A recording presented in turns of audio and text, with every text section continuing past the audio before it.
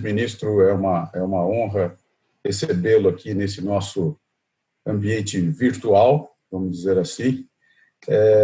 O tema é próprio, aliás, o tema nós vamos tratar é sigilo de dados pessoais, e o tratamento que o Supremo vem dando a essas discussões sobre proteção de dados em relação à LGPD, a Lei Geral de Proteção de Dados, e também a discussões outras que vêm surgindo no âmbito de discussões perante o tribunal. Recentemente nós tivemos o caso da MP 954, que era aquela que autorizava ou que determinava a transferência de dados pessoais para o IBGE. Foi um caso bem midiático, na realidade, no qual o Supremo efetivamente resolveu, por liminar ainda, não suspender a aplicação daquela medida provisória. E esse tema, dentro do IBRAC, ele causa muito interesse, porque o IBRAC, na realidade, é um instituto que reúne advogados, economistas, empresas e todas as pessoas físicas ou jurídicas, vamos dizer assim, que se interessam por direito da concorrência, direito do consumidor e direito do comércio internacional. Tudo isso transita um pouco pela questão da concorrência. Então, nós temos uma discussão jurídica e uma discussão econômica em todos esses pontos, né? O IBRAC hoje, nós somos cerca de 150 associados, distribuídos hoje, nós temos 10 diretorias que tratam de assuntos mais variados, mas sempre focado nesses 3 temas de concorrência, consumidor e regulação.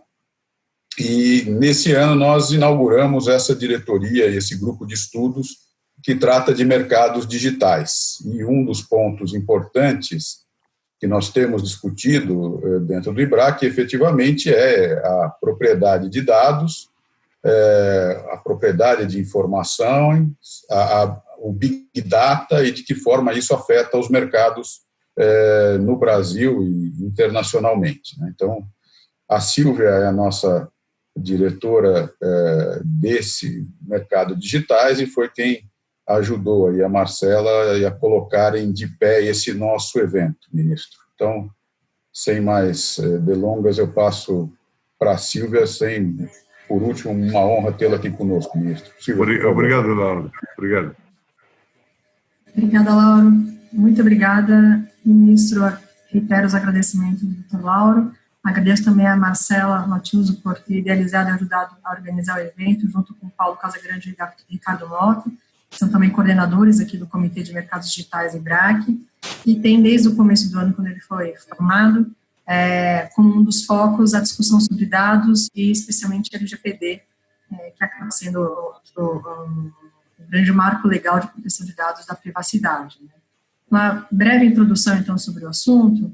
Antes de passar a palavra para o senhor, só recapitulando aqui alguns pontos, a LGPD ela foi inspirada, então, na legislação de proteção de dados e na experiência europeia, do General Data Protection Regulation, e ela estabelece que instituições públicas e privadas têm que se adaptar com a nova forma de lidar com os dados antes da sua vigência. Então, qualquer instituição que inclua em sua base de dados informações pessoais, sejam elas simples, como nome, e-mail, vão precisar se adaptar a essa legislação. Isso envolve desde grandes plataformas digitais, incluindo as redes sociais, como escolas e consultórios médicos, ou seja, além dos mercados claramente digitais, a gente aqui tem efeitos importantes também para mercados bastante tradicionais, do ponto de vista regulatório, concorrencial e do ponto de vista do consumidor. De acordo com a lei, são direitos dos indivíduos ter acesso aos seus dados pessoais, requerer retificação, atualização, eliminação, bloqueio e portabilidade. Então, são vários elementos que precisam ser considerados aqui para as instituições para se adaptarem a essa lei. E esse direito de proteção aos dados já consta na Constituição e no Marco Civil da Internet, contudo, de maneira relativamente vaga, e a lei surgiu justamente para tentar preencher as lacunas da regulação de proteção de dados. O texto passou mais de 8 anos sendo debatido no Congresso, foi sancionado no fim de 2018, com o intuito de passar a vigorar a partir do início desse ano. Desde então, criou-se o debate, postergando sua entrada em vigor, e no atual cenário ainda é de bastante incerteza, porque no momento a gente tem a MP 959, que postergou sua entrada para maio de 2021, entrada em vigor da lei para maio de 2021. Essa MP segue válida, mas ela precisa ser confirmada pelo Congresso. Ao mesmo tempo, temos também a aprovação do PL 1179, que fez com que as sanções da lei passassem a valer a partir também de maio de 2021. E no contexto atual de pandemia, quarentena, o uso de dados pessoais se intensificou, tornando ainda mais importante a identificação de regras claras a respeito do uso de dados pessoais.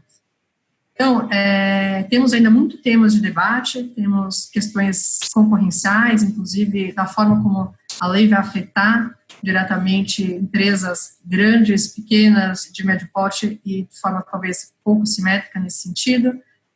Temos outras questões muito do fórum institucional, regulatório, acho que talvez este seja o foco até maior aqui do nosso debate, e é nesse contexto que a gente agradece muito a sua presença para debater, então, as questões relacionadas de dados pessoais no âmbito do STF e os impactos para a LGPD e os direitos fundamentais. Antes de passar a palavra para o senhor, gostaria apenas de novo, indicar como é que vai ser estruturado esse painel nosso, essa nossa conversa. Vamos contar aqui com todos esses participantes no mudo, enquanto o senhor apresenta, para evitar qualquer tipo de ruído e dar mais fluidez para a sua apresentação.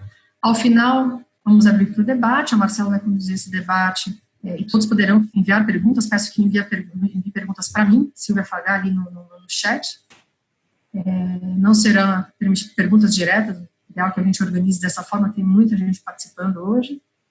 E, por favor, garantir que estão sendo identificados. E, por fim, só lembrando que o evento aqui está sendo gravado, então, por favor, se alguém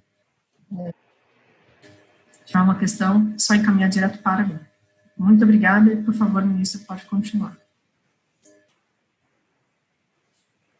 Boa noite. Posso começar? Favor, boa noite. Boa noite a todos. Eu gostaria de agradecer ao doutor Lauro, à doutora Silvia, agradecer à doutora Marcela, agradecer a todos vocês por esse convite, cumprimentar a todos os que estão nos acompanhando e aqueles que venham eventualmente a nos acompanhar, e dizer da importância que essa temática vem assumindo no Brasil. Eu me lembro que já em 88, 90, eu, quando estava fazendo meu doutorado na Universidade de Münster, na Alemanha, eu discutia com vários colegas a nova Constituição brasileira, então, que era de 5 de outubro de 1988. Já lá se vão, portanto, 32 anos.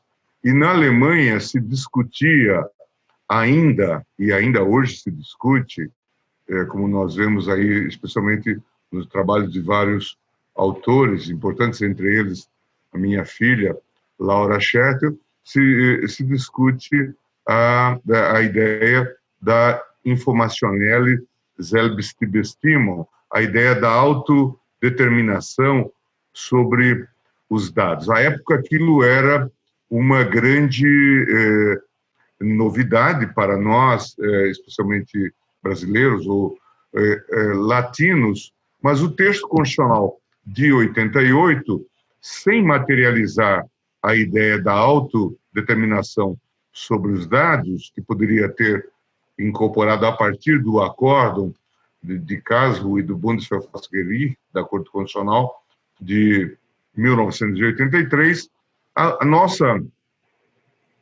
Constituição adotou, nessa linha, nesse plexo de ações especiais, o habeas data. E eu me lembro que conversava com um professor alemão à época, e ele até chamava atenção para um eventual viés menos procedural, menos procedimental, mas igualmente material do habeas data, dizendo que talvez a Constituição, talvez por um lapsus linguae, ela tivesse tratado da ação de defesa dos direitos fundamentais à autodeterminação, sem tratar da temática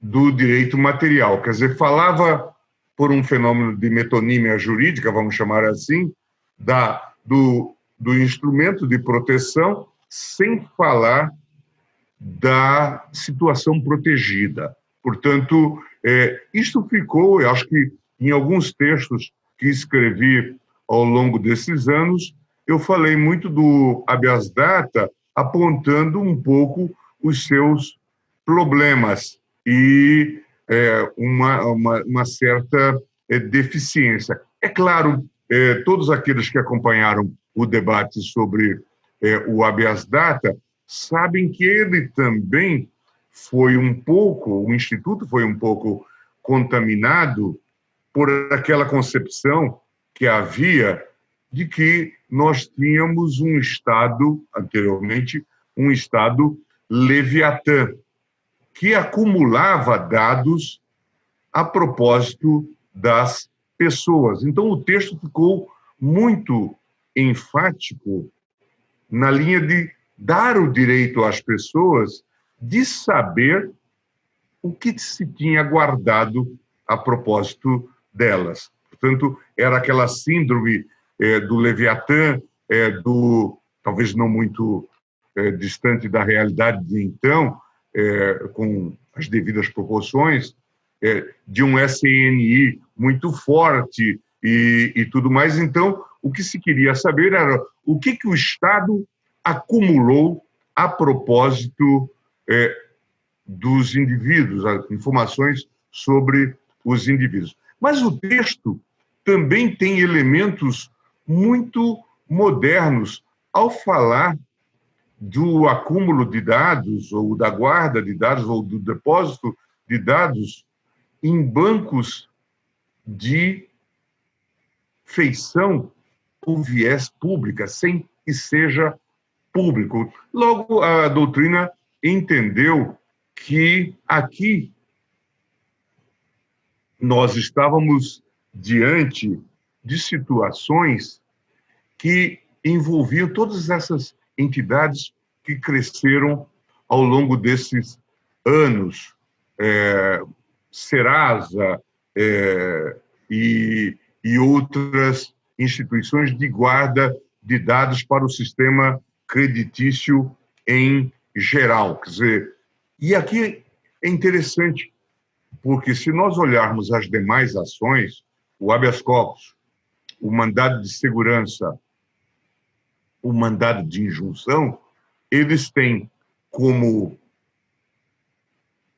ente passivo uma autoridade pública, em princípio, ou alguém investido de poder público.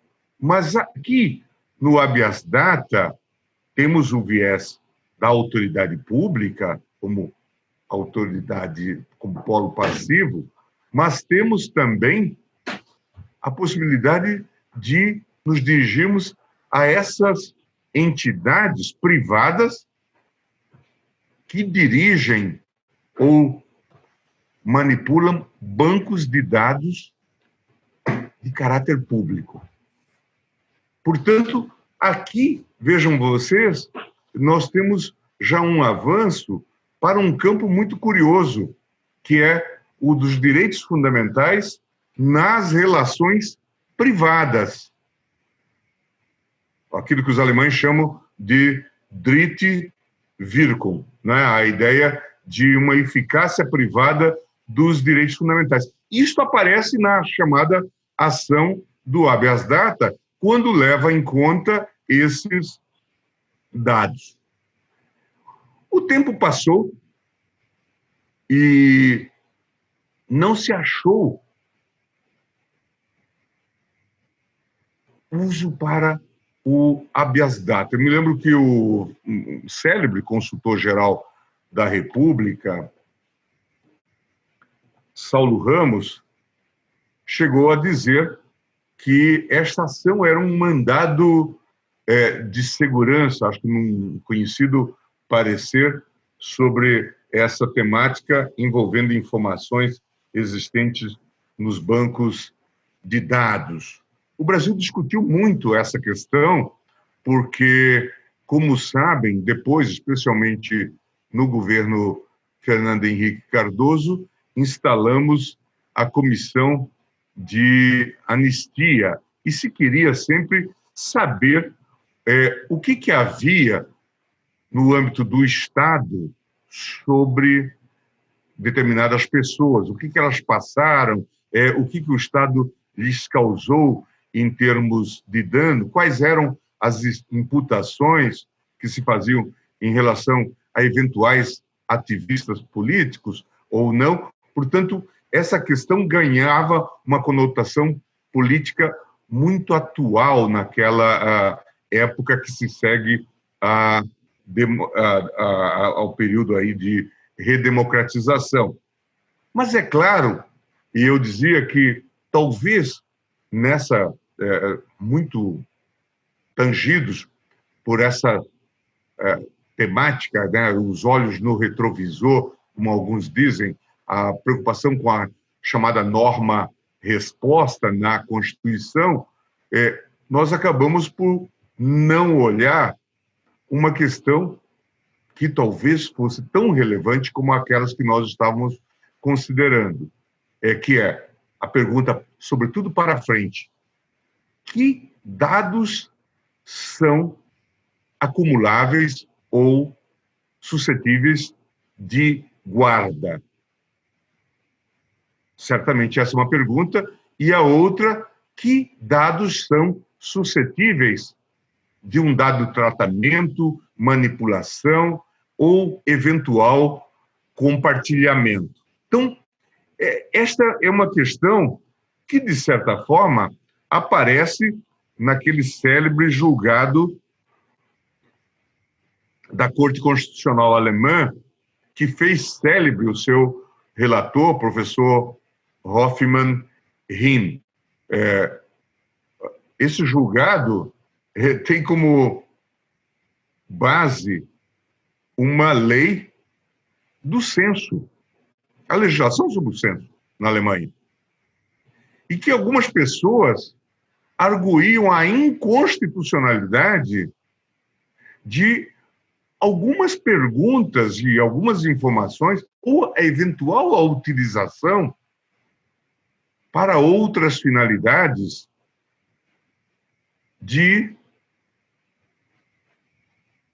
do levantamento de dados do censo.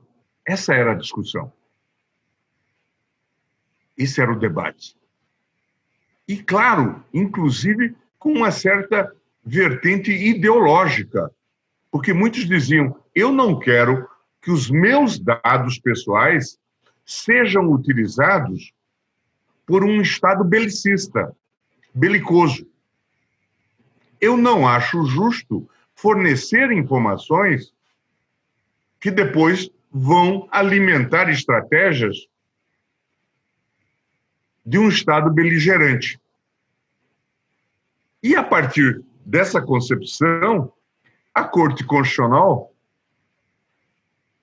alemã vai fazer uma abordagem muito interessante a propósito desse tema. Eu cito aqui o professor Wolfgang Hoffmann Riem, ao se referir, ele que foi o redator deste acordo, o seu principal inspirador, ele vai dizer o seguinte: ao se referir à necessidade dos próprios tribunais constitucionais serem atores de inovação jurídica voltada à constante atualização da proteção aos direitos fundamentais, deve-se reconhecer que, diz aí, as tecnologias oferecem um enorme potencial e não é exagero referir-se às oportunidades decorrentes da sociedade de informação.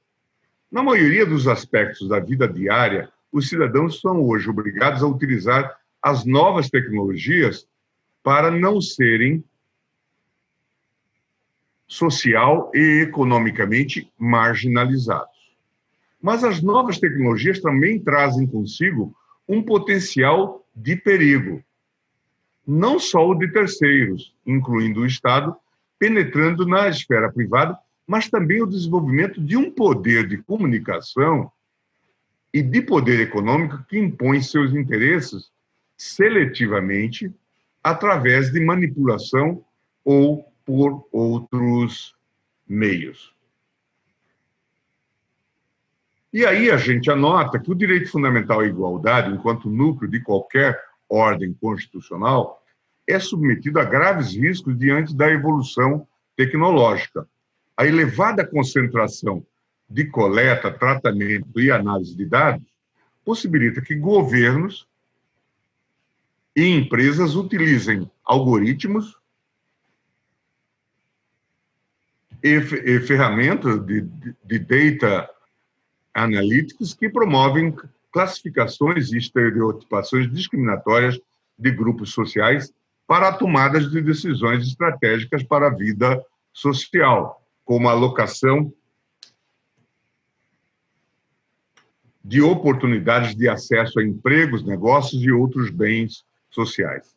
Essas decisões são claramente passíveis de interferência por vieses e inconsistências que naturalmente marcam as análises estatísticas que os algoritmos desempenham. E um outro trabalho que é hoje muito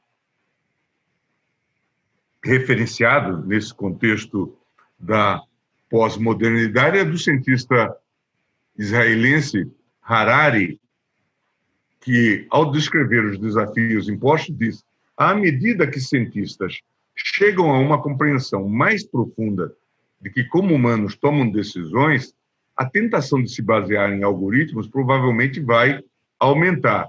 À medida que governos e corporações obtêm sucesso ao hackear o sistema operacional humano, ficaremos expostos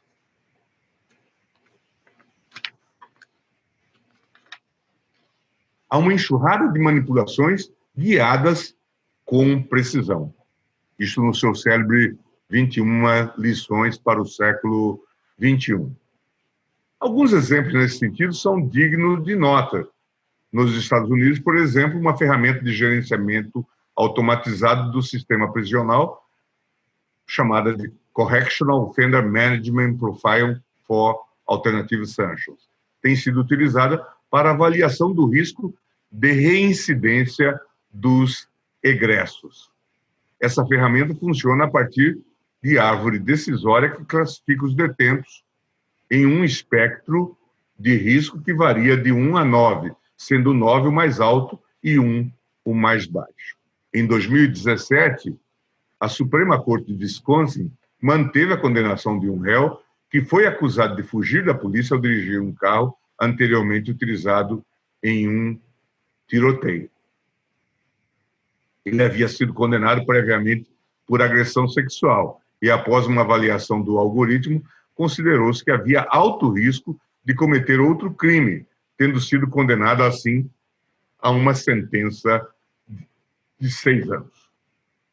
O uso da inteligência artificial tem avançado nos tempos atuais de pandemia, inclusive para a tomada de decisões relevantíssimas, como a alocação de leitos de UTIs, conforme explorado em detalhes em recente artigo de Marcela Matius, na Folha de São Paulo. Nos Estados Unidos, por exemplo, os algoritmos já estão sendo utilizados para substituir a discricionariedade dos meios na escolha sobre qual paciente deve ou não ser internado. Essas decisões são feitas com base em critérios utilitaristas, pretensamente neutros, como os pacientes com maior chance de sobrevivência e de qualidade de vida pós-tratamento. No Brasil, o Dr. Daniel Forte, presidente do Comitê de Bioética do Hospital Sírio-Libanês, explicou recentemente que se cogita da utilização desses algoritmos no Brasil para afastar alegações de obscuridade e enviesamento. O Conselho Federal de Medicina e a Associação Brasileira de Medicina Intensiva têm buscado estabelecer critérios para a classificação de pacientes em graus de prioridade. Tudo isso indica que decisões críticas para o Estado de Direito estão sendo cada vez mais substituídas por mecanismos automatizados. Em outras palavras, de forma bem direta, vivemos na era das escolhas de Sofia automatizadas. É por isso que, para além do mero debate sobre o sigilo comunicacional,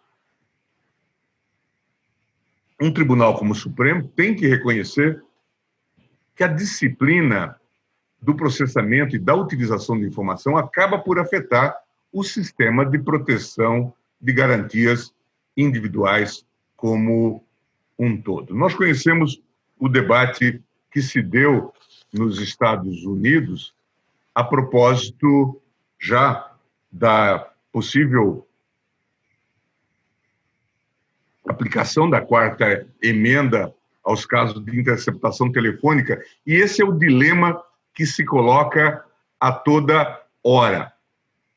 Diante de inovações tecnológicas radicais, como as que nós estamos vivendo, certamente vem essa pergunta: quais são os instrumentos adequados? Os direitos previstos no texto constitucional são suficientes? No nosso caso, certamente vem a debate a aplicação das disposições existentes no texto constitucional a propósito do direito à intimidade e à privacidade. Se eles seriam suficientes para resolver o problema da autonomia ou da autodeterminação informativa ou informacional diante do uso de dados. Os dados como projeção do direito de personalidade. Como eu disse no início, na Alemanha, essa decisão tomada pela Corte Constitucional em 1983, ela é considerada uma decisão paradigmática. E, em certo sentido, alguns chegam a dizer que a Corte Constitucional alemã constituiu um direito fundamental. Acabou por reconhecer um novo direito fundamental a partir desses elementos do direito de personalidade.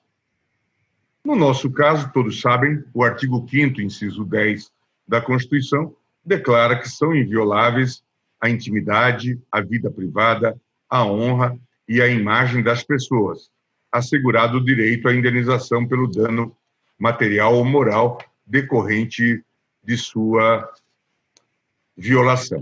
E nós sabemos como houve uma evolução dessa ideia do direito de privacidade, desde daquele texto clássico de Luiz Brandes, a propósito do direito de privacidade. E entre nós, no Brasil, nós tivemos, inclusive, um debate muito interessante a propósito da disposição do texto constitucional que fala na proteção do chamado sigilo de dados ou da proteção da comunicação de dados. Há um texto clássico do professor Técio Sampaio Ferraz Júnior que teve influência marcante, substantiva, na jurisprudência do Supremo Tribunal Federal a propósito da interpretação do artigo 5º, inciso 12 da nossa Constituição, em que se assentou que a expressão dados fazia parte de uma expressão locutiva em que o que se assentava era a ideia da comunicação de dados. Portanto, o que a Constituição protegia era o sigilo de comunicação de dados, e não o dado em si. Isto fez com que o ministro Sepúlveda Pertence, no RE 418-416,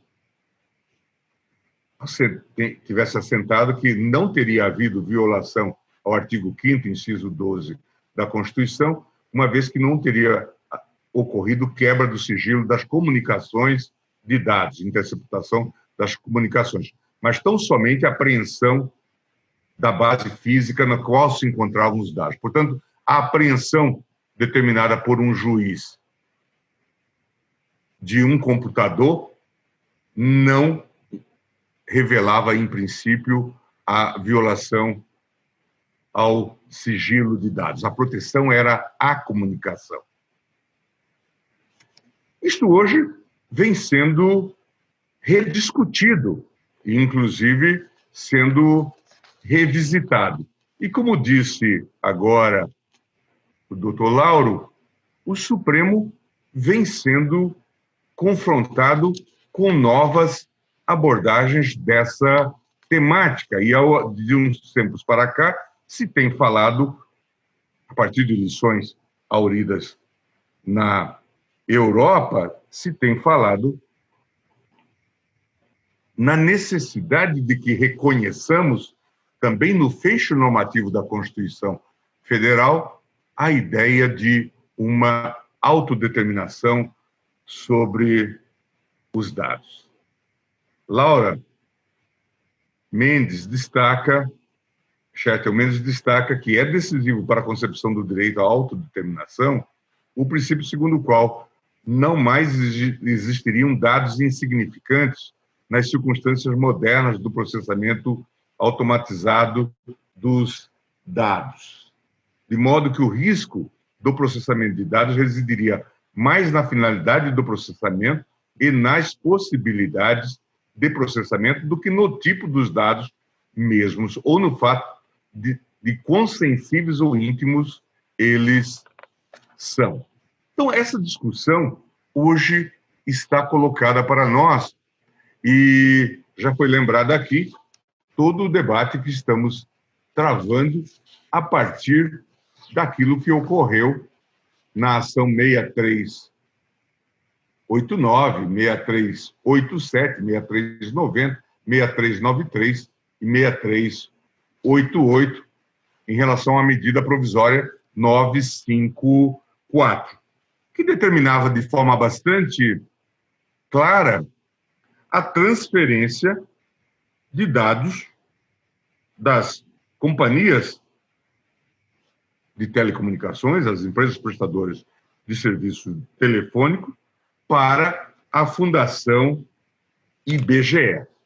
Este caso importante que mereceu inicialmente uma liminar com efeito suspensivo da lavra da relatora, ministra Rosa Weber, e depois mereceu o referendo do plenário do Supremo Tribunal Federal. Antes dessa decisão, nós tivemos uma outra da relatoria do ministro Fux, em que essa questão aflorou de maneira muito clara em relação a uma pessoa, foi o RE 6737, que discutia o cabimento do habeas data para fins de acesso a informações incluídas em banco de dados denominado SINCO, Sistema de Conta Corrente de Pessoa Jurídica da Receita Federal. Este é um caso importantíssimo, antes dessas ADINs, em que eu até assentei em meu voto que talvez estivéssemos fundando o direito à autodeterminação sobre os dados a partir do reconhecimento do cabimento do habeas data, que em RE provido foi deferido. Então, nós tivemos aí uma evolução bastante interessante nesse contexto, a partir de algumas poucas, mas importantes decisões. E eu mesmo, doutor Lauro, acabo de receber uma nova ação, desta feita uma ADPF, que discute o compartilhamento de dados do Denatran que estão à disposição do CERP com a ABIN, fundado num decreto do governo federal. Portanto, esse é o assunto do momento. Acabo de pedir pauta para esta temática. Portanto, nós ficamos por um longo período, um tanto quanto silentes em torno dessa temática. É claro que veio a Lei de Proteção de Dados, que está aí para entrar em vigor, e já havia, portanto, uma preocupação doutrinária e legislativa sobre essa temática, e temos algumas batalhas que têm sido travadas a propósito de dados e seus sigilos, que têm sido travados no âmbito do judiciário, mas, afora esses aspectos, nós ficamos por um longo período, um tanto quanto silentes, em relação ao desenvolvimento de uma jurisprudência mais ativa sobre esta temática, e agora estamos a vivenciar uma retomada do tema, inclusive em tempos de pandemia, como se vê desta medida provisória, cuja justificativa era repassar dados para o IBGE para que ele pudesse operar a sua pesquisa sobre os domicílios. O tribunal, como sabem, por decisão por ampla maioria ou decisão unânime, acabou por considerar que haveria um direito, sim,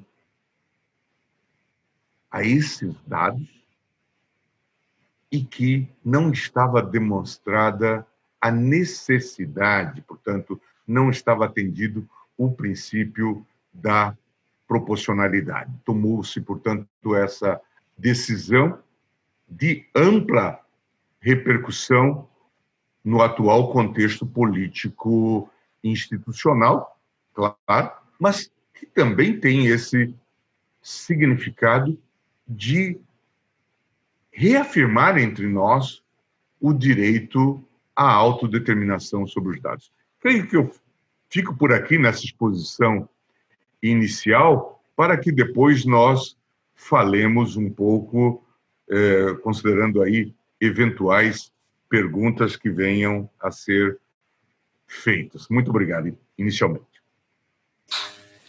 Obrigado, ministro. Uma satisfação ouvi-lo, por exemplo, satisfação enorme, e acho que a exposição foi bem clara, trazendo todas as, vamos chamar assim, a evolução do tema nesse período, desde o julgamento sobre o censo alemão, que efetivamente é um marco, apesar de a gente não ter enfrentado a esse ponto ainda, assim, o detalhamento daquela legislação alemã. Mas, de toda forma, eu sei que a gente tem vários assuntos aí a tratar. Marcela já deve estar cuidando aí das perguntas e dos temas. Marcela, por favor, fique à vontade para iniciar o debate.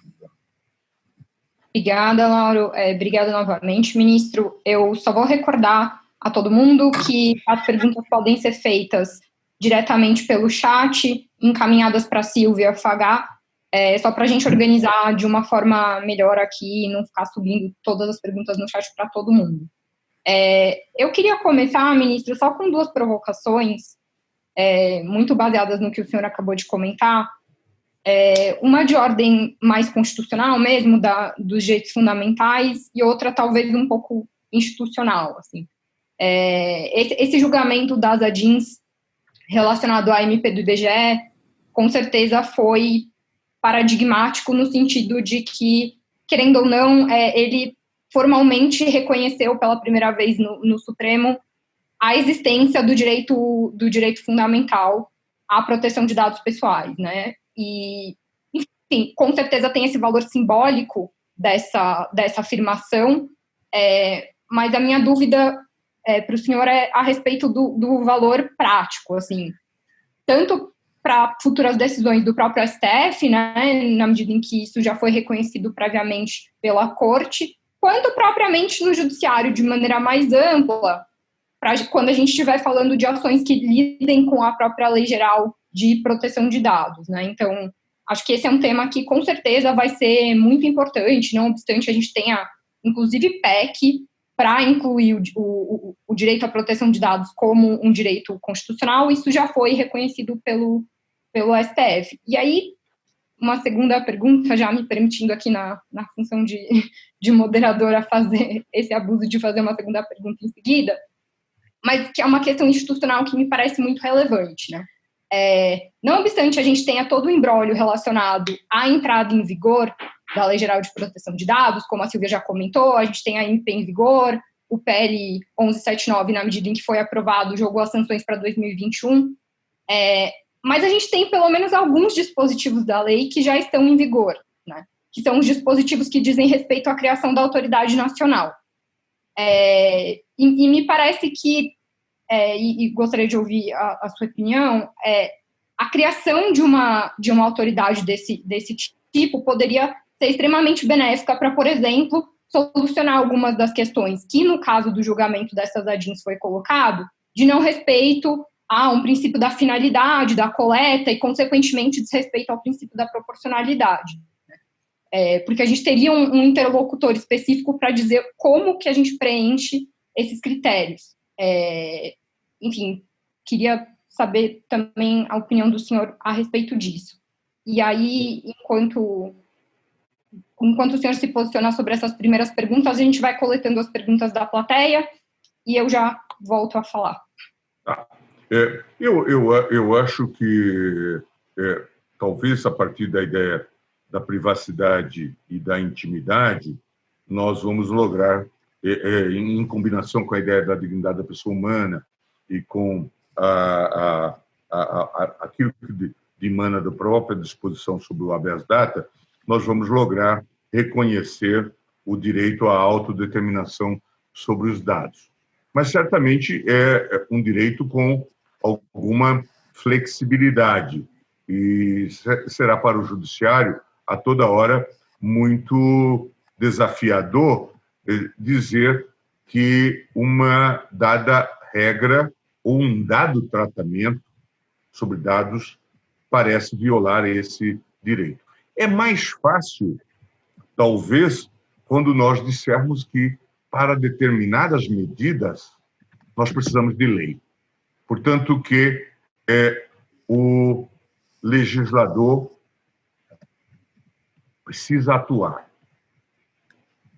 E precisa atuar de maneira precisa, mais precisa, como neste caso aqui, em que se disse que não bastava a simples autorização, e não se tinha segurança sobre como aqueles dados seriam utilizados ou, eventualmente, pudessem ser manipulados. Então, como neste caso da ADIN, das ADINs aqui referidas da relatoria da ministra Rosa Weber. Então, a mim me parece que essa vai ser uma temática que nós vamos ter que dar atenção, vamos ter que dedicar atenção e, certamente, vamos fazer e vamos lograr construir uma jurisprudência, tanto no plano do Supremo, como no plano dos demais tribunais. Acho que...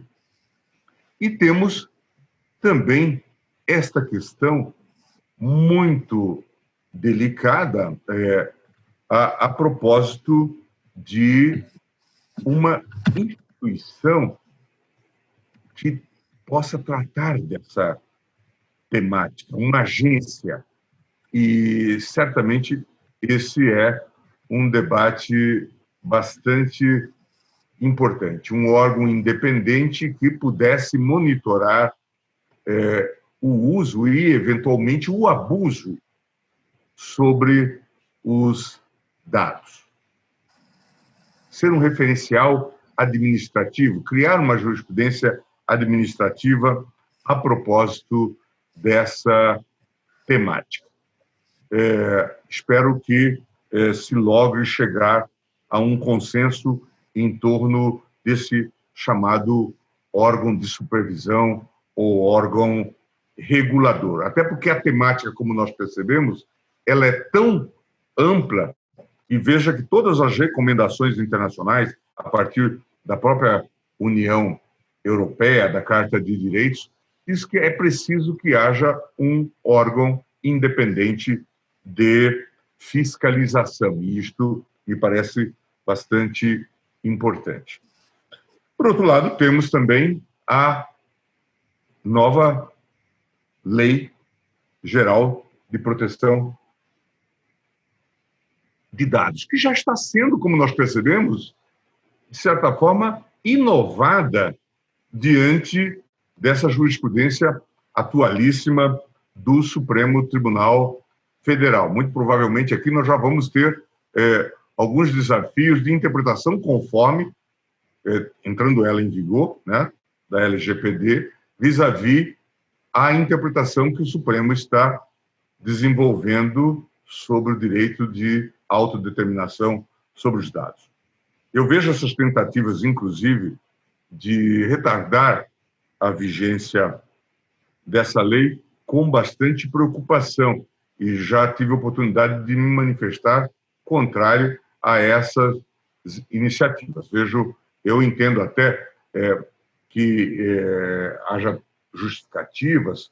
Algumas empresas levaram esse assunto ao Congresso Nacional, dizendo que isso é um ônus adicional, tendo em vista, a Silvia já falou um pouco sobre isso, o impacto que terá sobre as empresas, mas eu temo que, diante das resistências que se notam, que daqui a pouco venha a ocorrer com esse texto, eu estou um pouco radicalizando talvez, aquilo que ocorreu no passado, já ocorreu com várias leis, mas ocorreu singularmente com o Código Penal, cuja parte geral, nos anos 70, ficou por muitos anos em vacácio, e nós tivemos, por escolha dos nossos professores, meu período é de 75 a 78, na universidade,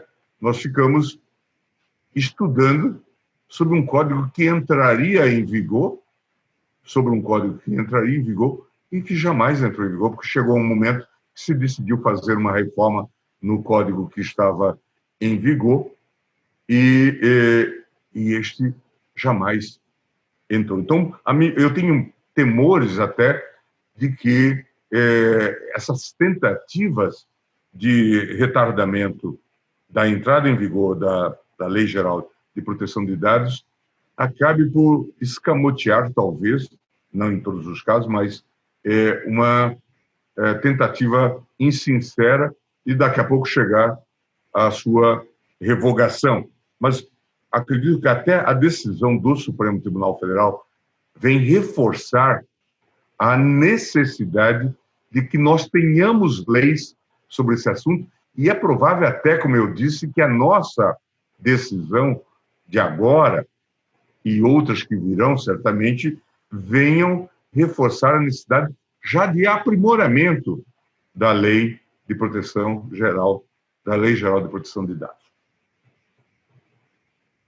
Obrigada, ministro. A gente tem uma pergunta aqui do Fabrício Cardim. Ele pergunta: como podemos conciliar a aplicação do princípio da proporcionalidade em defesa do direito à proteção de dados com outros interesses legítimos de coleta de dados por parte do poder público? Por exemplo, o próprio combate à pandemia, a soberania nacional, entre outros. Certamente vamos ter que fazer um juízo de ponderação. Neste caso específico que eu citei, foi feito. E a própria ministra Rosa Weber traz no seu voto que, a despeito de não estar utilizando os dados, o IBGE já vinha fazendo aquelas consultas por telefone, portanto, não era imprescindível o fornecimento daqueles dados. Eles, por amostragem, conseguiam fazer o levantamento preconizado como necessário pelo IBGE. Tanto é que não houve traumas. É claro que isto nos leva a uma situação de uma certa casuística. Certamente vamos ter que fazer análises dessa questão. Agora, a preocupação não é apenas com o compartilhamento de dados, é com a possibilidade de que isto entre num círculo não virtuoso, mas num círculo vicioso. Então, que, de fato, aqueles dados repassados para o IBGE, daqui a pouco estejam servindo, por exemplo, para a guerra política no ambiente da internet. Será o caos. Não é? Então, é preciso que, de fato, quem receber esses dados, e de forma justificada, os guarde de maneira e os trate de maneira adequada, evitando a transmigração, a mutação de a predestinação de sua finalidade. Então, esse é o grande desafio, e a própria burocracia tem que assumir essas responsabilidades. Ministro, fazendo uma outra pergunta relacionada a algumas menções que o senhor trouxe na sua apresentação inicial, o senhor falou de discriminação por conta de algoritmos, né? E a gente está vendo surgir ao redor do mundo um debate que no Brasil ainda não ganhou muita atração, mas que provavelmente ganhará, especificamente a respeito de reconhecimento facial, né? Então, o Harari, nesse texto citado, ele fala do uso de um algoritmo para verificar a reincidência, possível reincidência, né, de uma pessoa, uso no sistema penitenciário americano, e, enfim, tem diversos, nos Estados Unidos, isso é extremamente comum, diversos algoritmos sendo utilizados para fazer o chamado policiamento preditivo, e, em muitos casos, esses algoritmos fazem uso de reconhecimento facial, né, e recentemente a gente teve Amazon, Microsoft e IBM falando que eles vão cessar momentaneamente o uso dessas ferramentas para, enfim, fazer um estudo melhor, porque o potencial discriminatório é muito grande. Pensando nesse contexto, dentro dessa questão de direitos fundamentais, como o senhor vê esse tema sendo trazido para o Brasil, né? Porque a gente tem um potencial gigantesco para o uso de algoritmos em diversas áreas, a gente ainda está num momento incipiente desse uso, eu diria, e, ao mesmo tempo que eles são altamente eficientes, eles trazem todos esses riscos, né? Então, como é que a gente... Enfim, eu sei que a pergunta é difícil, mas se o senhor tem alguma reflexão a respeito disso. Não, eu penso que, quer dizer, primeiro, nem tudo é negativo neste mundo da tecnologia. Nós precisamos reconhecê-lo, senão daqui a pouco também a gente cria uma briga com um espantalho. Não é disso, pelo contrário, né? O bom uso da tecnologia pode nos permitir avanços significativos. Vocês viram, por exemplo, a situação em que nós nos colocamos diante dessa decisão do governo de transferir para as pessoas que tinham necessidades extremas desses R$600, essa parcela. E depois se revelou que havia um grupo significativo, talvez 10 ou 11 milhões de pessoas, que não estavam nos radares do governo. A mídia passou a chamá-los de os invisíveis. Quer dizer, uma sociedade que tem esses invisíveis. Vejam, um problema bastante sério, não é, da nossa sociedade. É preciso que de fato, nós tenhamos instrumentos de gestão que possam nos ajudar a administrar, não é? A planejar, a avançar no sentido da boa governança. Por outro lado, é certo, e a gente vê com esses desenvolvimentos que se esboçam, Harari faz uma série de prognósticos, e certamente algumas coisas já estão ocorrendo, por exemplo, o diagnóstico em telemedicina, a possibilidade de que os algoritmos ajudem a ter diagnósticos eventualmente até mais precisos do que aqueles feitos pelos médicos. Há uma série de coisas que estão em andamento e, claro, nós estamos participando de uma corrida de obstáculos no campo jurídico em que os obstáculos se movem, não é? Eles vão andando também. Então, por isso, talvez, a necessidade ingente e urgente de um órgão regulador que eventualmente atualize os paradigmas de proteção dos dados, porque certamente nós não vamos ter consulta por parte dessas big companies de tecnologia e também das startups sobre as modificações que eles serão capazes de introduzir e a toda hora estão a evoluir. Veja que nós já tivemos uma transformação brutal na economia. Muitos falam da necessidade, inclusive hoje, de um novo direito tributário que tribute os dados. A discussão que está na Europa sobre essa taxa sobre a chamada GAFA, né? Quer dizer, Google, Apple, Facebook. Né? Então, é possível que nós estejamos no Brasil hoje a discutir a reforma tributária e ela já esteja tentando introduzir o IVA e ela já esteja desatualizada vis-à-vis a essa realidade. Veja o que se passou, né, nesse campo aí com Airbnb, Uber, Amazon, em suma, todos esses desafios que estão colocados e talvez a resposta jurídica seja de, claro, adaptarmos um princípio da legalidade com alguma generalidade e a criação de um órgão independente que seja tecnicamente suficiente para regular as situações que vão surgindo. Perfeito. E uma pergunta do Vicente Bagnoli, que acho que conversa bastante com essas considerações, por exemplo, de direito tributário. Aqui no IBRAC, algumas das áreas que a gente mais trabalha são defesa dos consumidores e defesa da concorrência. E a pergunta dele é como o senhor entende a relação dessas temáticas de dados pessoais com consumidor, concorrência e, eventualmente, com democracia. Enfim, novamente, uma pergunta nada fácil. Não, com certeza.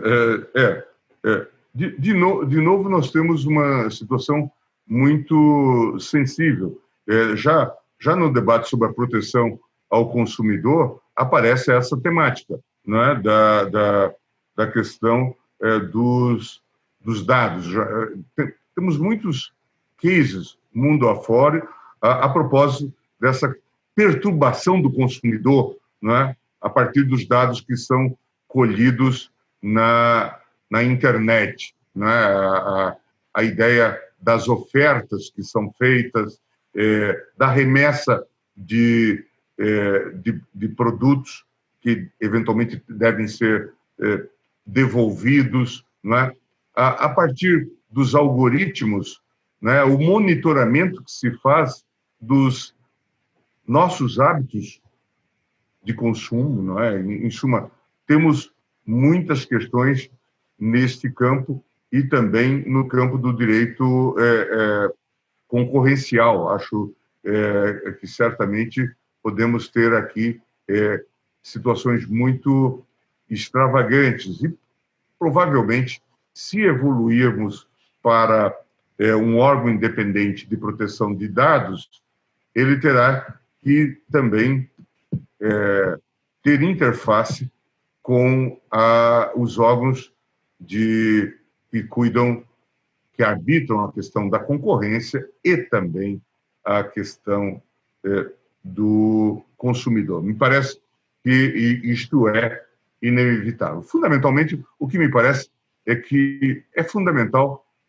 criarmos alguns paradigmas, né, alguns parâmetros mínimos, e a partir daí fazermos o desenvolvimento, seja no campo jurisprudencial, seja no campo regulatório. Ministro, mais uma pergunta. Um momento que está se aproximando, que na verdade está sendo debatido no TSE como essa questão vai ficar, né? Mas a gente está se aproximando novamente de eleições, né? Nesse caso, eleições municipais, e um dos usos, sim, tivemos vários casos mencionando Cambridge Analytica, o grande case de uso de dados pessoais para a criação de perfis políticos, e nada indica que essa tendência vai se arrefecer nos próximos anos. Na verdade, tudo indica que talvez ela aumente, né? E a gente está se aproximando aí de um possível momento de eleições em que, ainda mais com a situação da pandemia, a probabilidade de uso dessas tecnologias, né, de propaganda eleitoral e etc., ser feita por meios digitais aumenta bastante.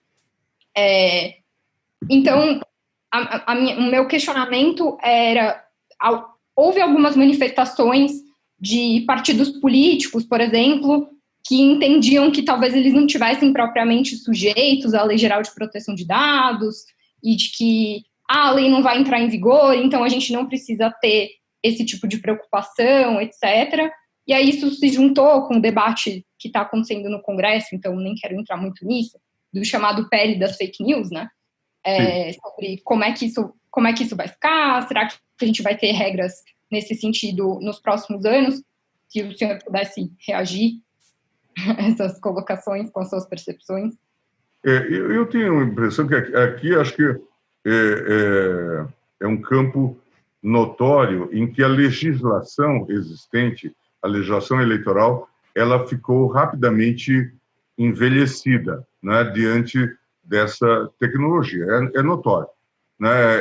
Nós trabalhávamos, eu fui por 2 vezes presidente do TSE e lá passei por 2 vezes, e nós trabalhávamos com aqueles paradigmas que vocês conhecem, do direito de resposta ou da sanção eventualmente imputável a alguém que abusasse do direito de antena. Por exemplo, tinha 3 minutos de televisão e exerceu de maneira agressiva em relação a um candidato, então nós mandávamos que ele perdesse 1 minuto ou coisa do tipo, não é? Tudo isto está ficando um tanto quanto passé, né? Está tudo ficando de alguma forma superado, porque uma boa parte da batalha eleitoral, e nós vimos inclusive nas eleições passadas no Brasil,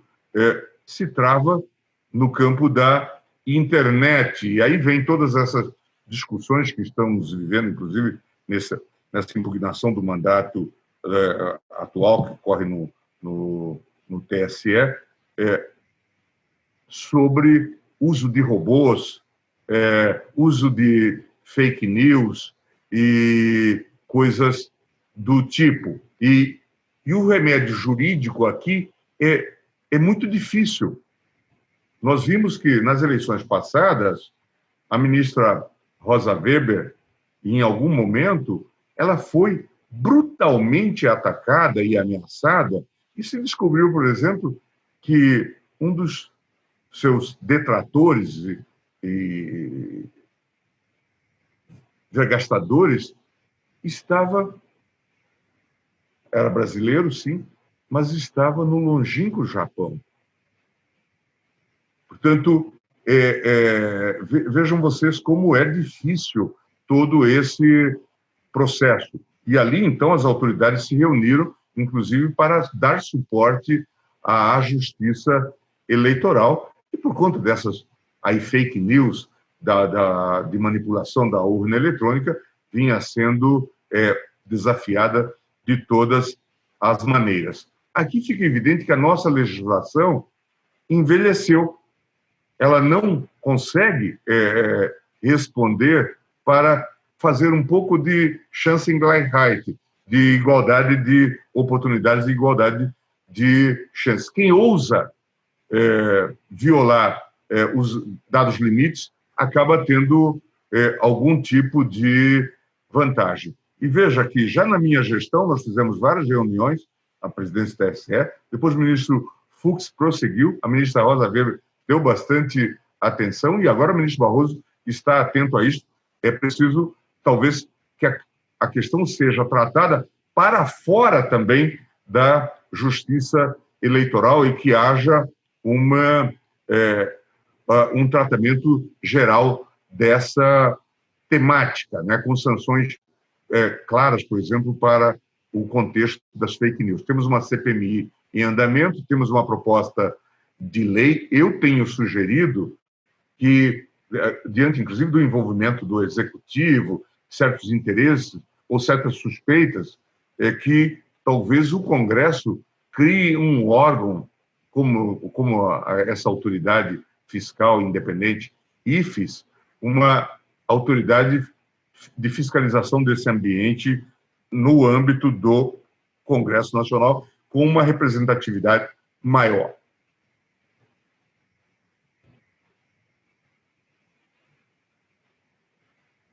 Lauro, você tinha mencionado que você tinha uma pergunta?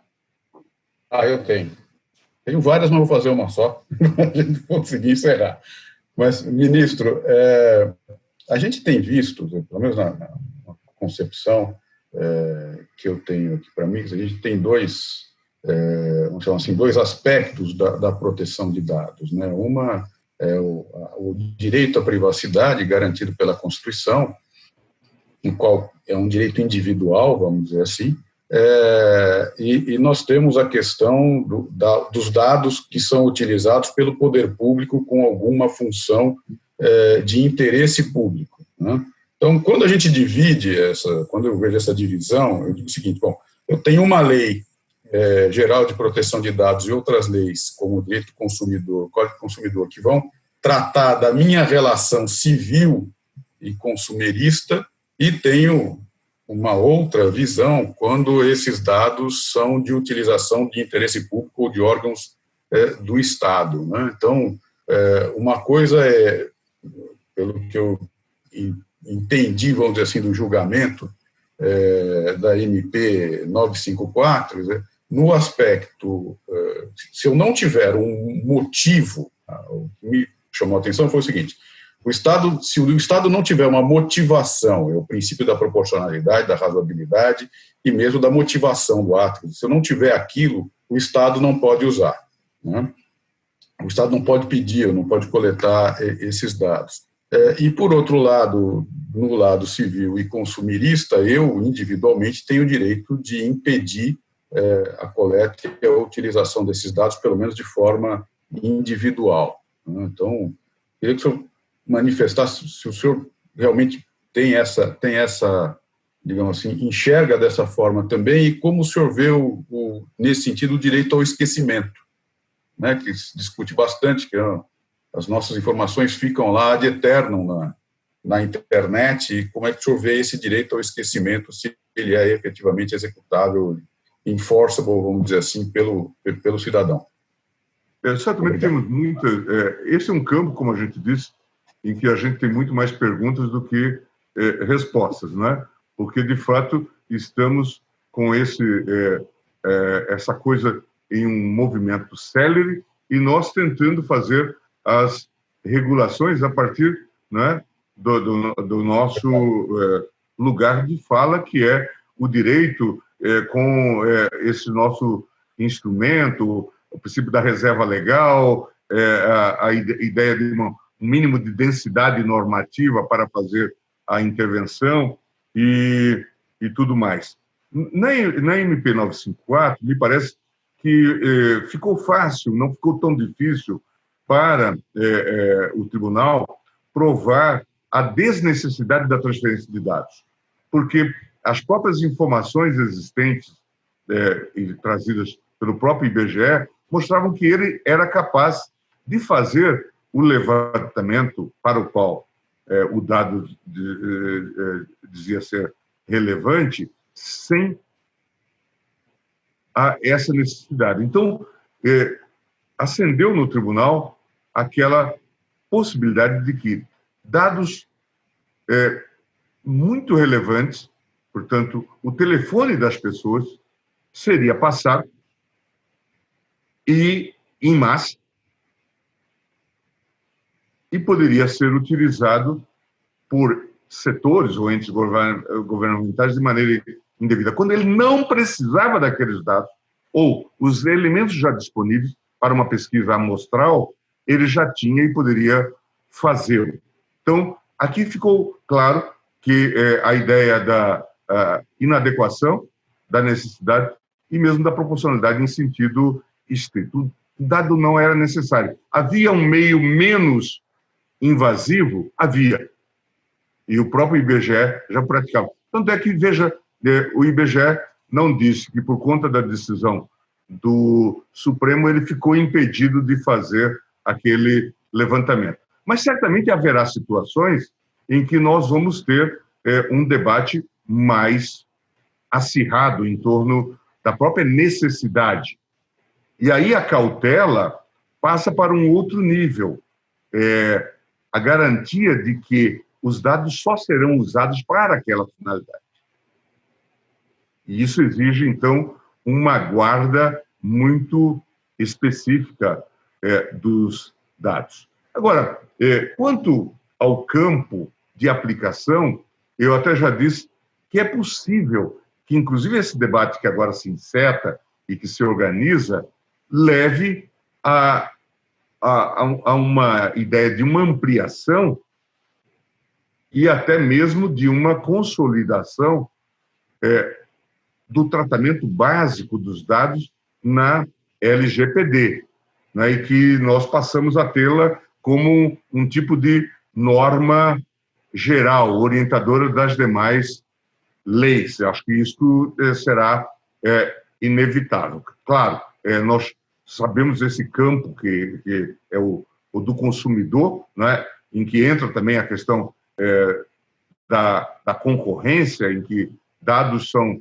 apanhados e a partir daí nós somos bombardeados com informações, né? Estamos passando em torno de um shopping e recebemos logo informações a propósito, né, de hábitos de leitura ou de comida ou de alguma coisa que nós tenhamos um trend aí, uma situação de consumo. Então, e isso passou a ser um problema, né, que hoje é muito discutido e disputado. Mas a minha impressão é que nós avancemos, talvez, quer dizer, consolidar a ideia de uma lei geral de proteção de dados, que ela ganhe essa característica de uma lei quadro, e que as outras, de alguma forma, vão ter que se orientar por ela.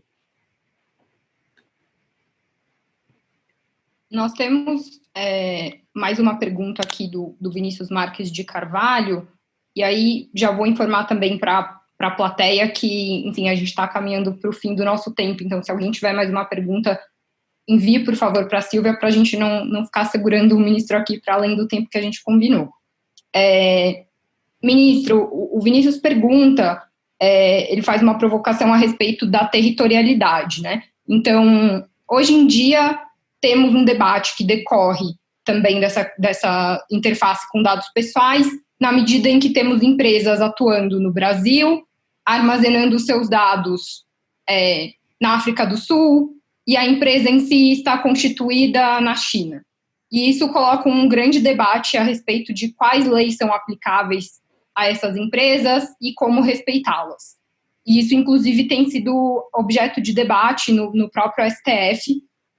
Teve uma audiência pública recentemente a respeito dessa temática. E como o senhor vê essa questão da jurisdição nesse contexto tão complexo em que, na verdade, existe uma sobreposição de várias jurisdições e de várias obrigações incidentes sobre essas empresas? Sem dúvida nenhuma, eu acho que esse é um dos temas mais desafiadores que nós temos, né? E muitas dessas empresas escolhem, inclusive, um local determinado para fazer a sua sede. Nós temos esse debate, eu mesmo tenho aqui uma ADC para discutir essa questão dos critérios de cooperação judicial, porque em alguns casos nós temos os juízes que determinam o cumprimento de determinadas ordens no nosso âmbito e as empresas dizem que há impossibilidade, inclusive por estarem submetidos à legislação americana, por exemplo, e dizem que aquilo que nós queremos obter, eventualmente, deveríamos fazê-lo no âmbito de uma cooperação judicial. Então, temos aí um debate bastante intenso em torno dessa temática. Nós, inclusive, tivemos a contribuição de profissionais de vários países estrangeiros, né, a propósito dessa temática. Outra história prosaica que se conta é a da insuficiência dos meios jurídicos disponíveis para resolver determinadas questões. O famoso livro do médico de Mitterrand, que contava lá as suas mazelas, as suas doenças, e que foi proibido na França, mandou-se fazer uma busca e apreensão. E as pessoas passaram a lê-lo nos cafés de Paris, a partir da sua colocação num site no exterior. Portanto, nós vemos que os instrumentos jurídicos convencionais não respondem a esses desafios. E, claro, então, se fala, no momento em que o globalismo está em baixa, estamos vendo aí o ataque à OMS, não são poucos os que dizem que nós precisamos de ter uma autoridade, não é, que trate dessa temática em termos globais. A União Europeia ainda talvez seja um espaço em que esse debate pode ser colocado, né, considerando que se reconhece o direito à proteção de dados e se diz que é fundamental em termos procedimentais que haja uma autoridade. Mas temos aqui realmente um desafio. Eu tenho conversado com muitos colegas no exterior e que dizem que nós temos tanto quanto possível, isso foi, por exemplo, que eu ouvi do professor Francisco Balaguer Calejon, lá de Granada. Ele diz, por exemplo, que a Alemanha fez uma legislação bastante dura em torno dessa temática e logrou, por exemplo, que o Facebook desse bastante atenção, colocasse, inclusive, um grupo maior de funcionários na Alemanha para evitar e trabalhar o problema das fake news. Portanto, talvez a gente consiga, com uma boa e severa e adequada regulação interna, fazer com que essas empresas deem a atenção devida. Eu tenho muita expectativa. Um país como o Brasil, que de fato é quase um continente, não é? Use também desta eventual vantagem territorial e demográfica para eventualmente ter uma regulação adequada nessa temática. Isso cabe a nós. Muito obrigada, ministro. Vou passar a palavra para a Sílvia, para que ela possa encerrar aqui o nosso evento, já novamente agradecendo enormemente a disponibilidade, o tempo. Nós sabemos quão complicada é a agenda, especialmente nesses momentos de pandemia. Muito obrigada, ministro, novamente. Acho que foi uma apresentação excelente e endereçou as perguntas, um debate bastante interessante. Acredito que a plateia não tem mais nenhuma pergunta. Doutor Lauro, teria algum ponto mais a fazer? Não, ministro, novamente agradecendo aí a presença, só um comentário rápido a respeito dessa questão da extraterritorialidade, e no direito da concorrência, o Vinícius sabe bem disso, todas as legislações nacionais têm uma aplicação extraterritorial, né? E a cooperação tem crescido bastante, inclusive com a ICN, né, que é o organismo, vamos dizer assim, que congrega as autoridades antitrust do mundo inteiro e que trabalham nessa cooperação. Então, é uma boa linha de seguimento aí, mas efetivamente a questão tecnológica é terrível, né? Realmente como controlar isso, às vezes é uma questão muito mais de poder econômico do que propriamente de poder legal. A gente vê o que a China faz pelo poder econômico que ela faz, que ela tem de controlar esses dados internamente, né? Mas, enfim, o direito da concorrência tem a mesma discussão, embora de uma forma muito mais fácil de se controlar. Muito obrigado, ministro. Obrigado. Mais uma vez, foi uma honra, e no que o senhor quiser contar conosco, sempre às ordens. Obrigado. Muito obrigado. Um grande abraço. Obrigado a todos pela audiência. Obrigado. Boa noite. Boa noite. Boa noite. Um abraço a todos. Obrigada.